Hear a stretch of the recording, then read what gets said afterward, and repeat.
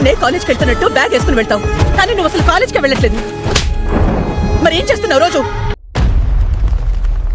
Newton's third law 2 hours 20 minutes run టైంతో థియేటర్లో release అయింది. ఈ సినిమా 1990 నాటి బ్యాక్ డ్రాప్లో సాగుతుంది.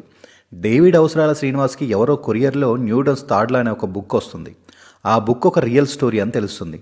అసలు ఆ బుక్లో ఏముంది, ఎవరు సెండ్ చేశారు, ఆ స్టోరీ హీరో సుమంత్కి ఏంటి లింక్ అనేది సినిమా ప్లాట్. మనం చేసే ప్రతి పనికి మంచి చేస్తే మంచి వస్తుంది, చెడు చేస్తే చెడు వస్తుంది, కర్మ యాక్షన్ రియాక్షన్ అనే కాన్సెప్ట్తో ఈ మిస్టరీని ప్రజెంట్ చేశారు. పోలీస్ ఆఫీసర్గా సుమంత్ రోల్ చాలా సీరియస్గా డీసెంట్గా ఉంటుంది. తను కేసు రీఓపెన్ చేసి ఇన్వెస్టిగేట్ చేసే సీన్స్ చాలా బాగుంటాయి.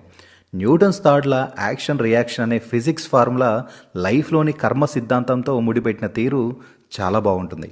ఫస్ట్ హాఫ్లో ఇన్వెస్టిగేషన్ కొంచెం స్లోగా సాగుతుంది, స్టోరీలోకి వెళ్ళడానికి కాస్త టైం పడుతుంది.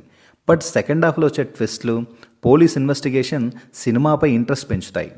క్రైమ్ థ్రిల్లర్స్ రెగ్యులర్గా చూసే వాళ్ళకి కొన్ని ట్విస్ట్లు ముందే గెస్ చేయడం ఈజీగా అయిపోతుంది. సెకండ్ హాఫ్లో ఓ సాంగ్ కట్ చేసి ఉంటే ఫ్లో ఇంకా బాగుండేది. సో ఓవరాల్గా చెప్పాలంటే న్యూటన్స్ థర్డ్ లా అనేది ఒక డీసెంట్ క్రైమ్ సస్పెన్స్ థ్రిల్లర్. కర్మ రిటర్న్స్ అనే పాయింట్తో ఇంట్రెస్టింగ్గా తీశారు. ఒకసారి హ్యాపీగా ఫ్యామిలీతో చూడొచ్చు. సో ఇది అండి ఈ రివ్యూ. ఈ రివ్యూ మీకు నచ్చితే లైక్ చేసి సబ్స్క్రైబ్ చేసుకొని ఫాలో అవ్వండి. Thanks for watching.